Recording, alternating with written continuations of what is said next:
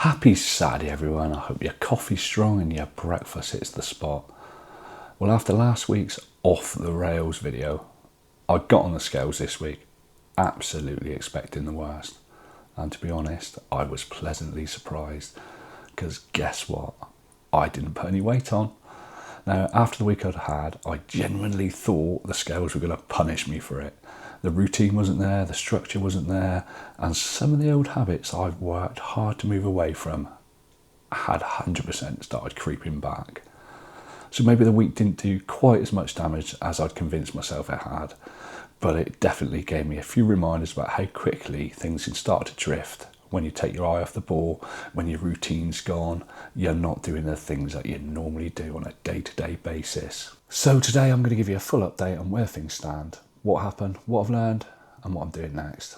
I'm also going to talk about something that's been on my mind since last week's video. A comment got me thinking about honesty, transparency, and how much people actually share online.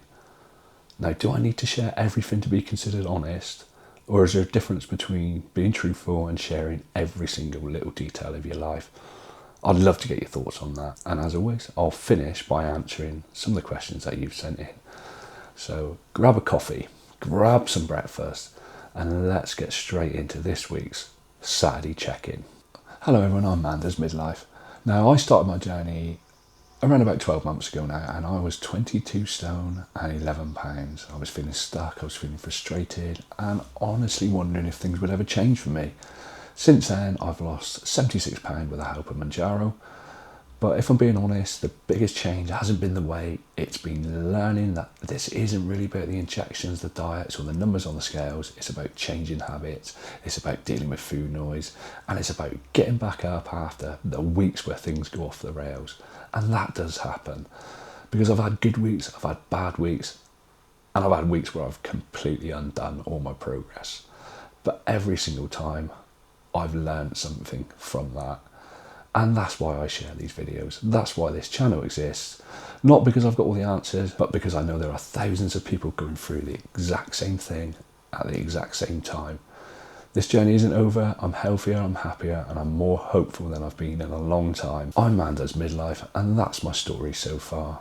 So this week, I'm actually glad I got on the scales. And not because my weight stayed exactly the same. Not because I like the number, because I want to lose weight. It's because it confirmed something I already knew. Last week wasn't just a week where I was away from home. It was a week where some old habits were really creeping back in. And that's something I shouldn't ignore. So one of the comments I received after last week's Off the Rails video really got me thinking. Now, it wasn't a nasty comment and it wasn't an unfair comment either. The person basically asked why I didn't mention my weight, why I didn't weigh, and why I didn't put that on the channel for you all to see. And I feel like they felt a little bit misled that I didn't share my weight. I think that's a reasonable question to ask someone like myself who's got a weight loss, wellness, midlife health channel. I think that's fair. I think that, yeah, that's cool. I'm okay with that. Last week's video, the weight loss or the weight gain wasn't the story I was trying to tell. The story I was trying to tell was that I'd been away, my routine had fallen apart completely, my eating was awful, wasn't where I wanted it to be at all, and I could feel the old me creeping its way back in. That was what bothered me. At that point, stepping on the scales wasn't going to change anything. It wasn't going to change what I already knew. Whether I'd lost a pound, gained a pound, lost 2 pounds, gained 5 pounds, or stayed exactly the same, the lesson would have been exactly the same. I'd had a poor week. I was completely off track, or off the rails as the title of the video was, and I needed to get myself back on track. And that is why I didn't weigh. Not because I'm hiding anything, not because I'm trying to avoid the reality of it all, but because for me, at that moment, the number wasn't the most important thing, the behaviour was. And in fact, if I stepped on the scales and somehow lost a pound, it wouldn't have magically turned into a good week, because I knew I hadn't been great. I knew I was eating unhealthy, and I knew I'd gone way over my calories. If I'd gained a pound, it wouldn't have changed what I needed to do next, because the issue was never the scale, it's always been the routine. And that got me thinking about something bigger. So with a YouTube channel, if you are what should we call it, creating on a YouTube channel, putting content out on a YouTube channel. How much should we actually share? Now, that said, I think I made a mistake not being clearer last week about weighing in, mostly for transparency reasons. I've always been as honest as I possibly can on this channel. I've always shared the good weeks, celebrated the good weeks. I've always been a bit down in the dumps for the bad weeks. You certainly know about the stores, you know about my doubts, you know about my mindset, and you feel my mistakes. But does being honest mean sharing absolutely everything? Because I'm not convinced it does. For me, honesty means telling the truth about what's happening. It doesn't necessarily mean every single number, every single thought, every single conversation. And I think there's a small difference between being honest on the channel and oversharing. And the way I see it is my responsibility, as man does Midlife on this channel, make sure everyone who watches knows I'm being truthful, not to pretend everything is perfect when it clearly isn't, and not to hide when things go wrong. How unfair would it be for me to sit here every week and say how amazing this journey is, this weight loss journey with Mounjaro or Ozempic or any of the GLP-1s that you may be using, and I sit here and say you should do this because it's brilliant, look at me. Whereas the reality is, things do go wrong. It's not always as straightforward as you want it to be. For me, it's important to be honest, and I'd be really interested to know what you think about this, and just leave it down below in the comments. If you need to come at me and say, I've been disingenuous, then I take that. It is part and parcel of me putting myself on this screen right now, isn't it? I know what I've got to do. I'm happy to have stayed the same this week. Gym consistency, pretty good. Food consistency, pretty good. Mindset's absolutely back in focus, and I'm sure when I come back for next Saturday's check-in video, there will be a good result. So let's all keep our fingers crossed for that. We're going to get on with some of the questions that you've been sent in. As always, I am not a medical professional. I'm not a weight loss expert. I'm purely someone that's been taking this medication for 11, 12 months now, and I've experienced a lot of how it can make you feel, what it can do to you. If you are ever in any doubt, you need to speak to your medical professional, you need to speak to your pharmacist. As always, if I don't read out your question this week, it will get read out in a future Saturday check-in video. So the first question this week is from a Lost Son. This channel helps me so much in my GLP-1 journey, some of the best content. Thanks, appreciate that. Question, if you keep it in the fridge, can it be used after the 30 days when in use? I've always done that, never had an issue with it, and I don't see why that would be an issue.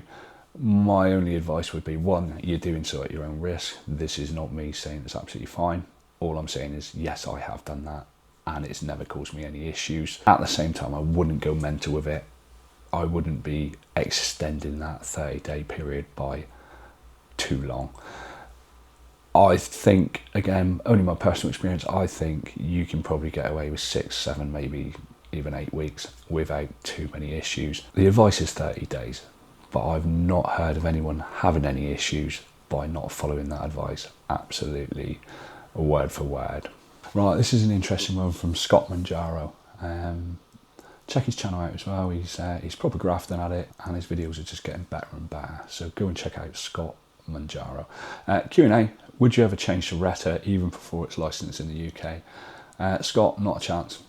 Not in a million years. I'm not injecting anything into my body unless it's approved. Why would I? One, why would I risk it? Two, this for me is about being healthier. It's about longevity. It's about, as I get older, mobility and all the rest of it. I'm not going to risk taking a medication that's not been approved, not been tested, and all the rest of the stuff. This channel is on TikTok and it's also on Instagram, and TikTok is absolutely full of people in the UK selling Reta. Well, that's how it appears to me. I get messages every single day. Do you want to buy this? Do you want to buy that? I can get this for that. I'm really not interested. That is my personal opinion on it. I'm happy to be getting it off my approved supplier, which is Bulk Pharmacy, as you probably all know by now. And I'm happy to continue that until such time as something maybe more efficient or certainly cheaper is available in the UK, as long as it's been approved. Right, next up we've got one from KYDV, and I feel like this might have turned into a little bit of a rant. It's quite long, so I'm going to sort of paraphrase it. Do you have a pet peeve when it comes to anything to do with GLP-1s? My pet peeve, or one of the two I have, is on GLP Facebook groups, people giving medical advice to others when they really should be checking with their, medical questions, should be going to a doctor. 100% get what you're saying, and that's why I always state before this section on the Saturday checking in videos, I am not a medical professional. If you're ever in any doubt, you speak to your medical professional, your pharmacist or your supplier. For me, this is about sharing parts of my journey, sharing my experiences. And I'm never going to say to you, this is what you should do. I may say this is what I did, but I'm not going to tell you what to do. I see your second pet peeve is someone new to GLP-1 medication and not doing any research or talking to a healthcare provider before starting. Yeah, I kind of get that. It does sort of blow my mind that people would commit to purchasing this medication, commit to the changes in the lifestyle that you have to make to take this medication without really doing any research. And yeah, I do see stuff like that, and I do think, that's interesting. In regards to pet peeves for me, what would it be? My pet peeve, and this might sort of divide you, but I'm guessing if you're watching this video, you're sort of part of the Mounjaro or the weight loss medication community. My pet peeve is people coming on the channel and saying the move more, eat less. That always winds me up. You get the people that come on the channel or say to me, or I see it on other people's channels saying, you're going to put all the weight back on as soon as you stop. Well, yeah, if I eat like I used to eat, then yeah, that's also a fact, so I get that. The people who are not taking this medication, not on this journey, are not invested in this journey, yeah, they've got the same right as us to comment. They've got the same right as us to make these, suggestions or say what they want to say. I get that. Don't just write in the comments to sort of have a go at people for the sake of it, just because you don't agree with it. I'm not just saying that about my channel. I see it on, obviously I follow a lot of Mounjaro and GLP-1 channels as well, because that's, it's of interest to me, and that really does wind me up. And the other one, biggest pet peeve, if you've been watching this channel for a while, you may even know this, is the people that say, oh, you don't need to lose any more. Yeah, that just gets me wound up, because I'll decide when I feel I'm in a healthy enough position to, stop losing weight. You don't know what's under this, do you? It's not pretty. So that's my decision. So if you come at me and you say, oh, you don't need to lose any more, it's never met that well from me. I appreciate your little rant there, KYDV. Really interesting stuff. And yeah, thanks ever so much for sending it in. Right, so next up, now this one I rather foolishly took a screenshot of it and I've chopped the name off, but I'm fairly certain it was from Rupert Miller. Now, in a comment a few weeks ago, I asked, had you thought about revealing how you got to be so overweight? You said it was a good idea, but you have not fessed up yet. Perhaps it's a step too far, but I think it would really help. You've lost a lot of weight. That in itself, we need to tell us part of the story. Now, I do still think it's an absolutely fantastic idea. I think I've probably read it as a comment rather than a sort of Q&A style question. Not next Wednesday, but the Wednesday after is going to be my 12-month on Mounjaro video. And part of that video is going to be a little bit of the insight into how I managed to get to 22 stone 11. When I say how I managed, I make it sound like I was trying to do it. I don't mean it was a massive achievement. And I've always wanted to be 22 stone 11. I mean, the eating habits and that kind of stuff that got me to 22 stone 11. So not next Wednesday, but the following Wednesday, that video will be out, and that will explain a little bit more.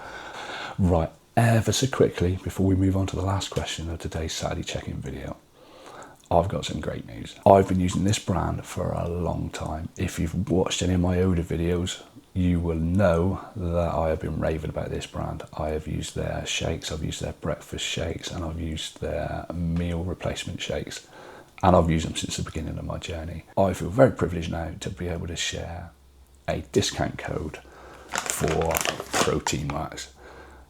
If you use code MDM, and I will leave the link down in the description, you will get 12% off your order.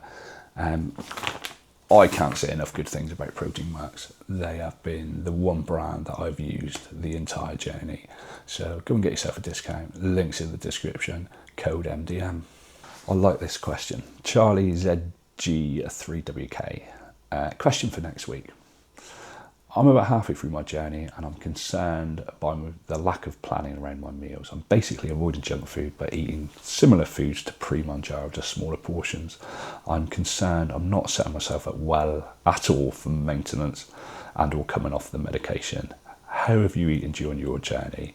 Are there any specific ways you've planned out your meals? I'm always better when I've got a routine. I don't see any harm in eating the similar foods to you were eating pre-Mounjaro in smaller portions. It gives you that sense of normality. I don't really think you're setting yourself up to fail at all. As long as you're counting the calories, you're upping your protein, you're taking your hydration, your fibre and all those things. Because you can still stay within your calories if you have a pizza, and I still have pizza now, but instead of having a whole large pizza, I have a small piece of pizza. It's absolutely fine. Yeah, I've tried to plan meals because I'm better when I plan meals.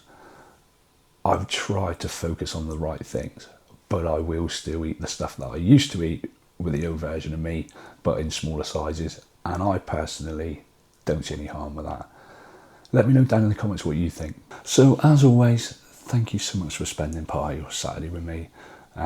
This week wasn't the best, but it was far from being the worst, and that's exactly why I wanted to share it, because real progress isn't about never going off the rails. And it was quite clear in the comments of the off the rails video that it's not unusual. It really isn't unusual. And for me, it's about recognising when you've done that, being honest with yourself, and hoping to find your way back. I genuinely love to hear your thoughts on today's discussion. If you haven't seen last week's off the rails update, I really recommend watching it, because basically today's video is a bit of a follow-up to that. So if you are interested in the full story, go and watch that one next. If you've enjoyed the video, please give it a thumbs up, as it really does help the channel and the algorithm. And if you're new here, I'm Manda's Midlife, and I've lost over 70 pounds on Mounjaro, and I'm documenting the realities of weight loss, maintenance, midlife health, and everything that comes with it. I'd love to have you along for the journey, so please consider subscribing to the channel.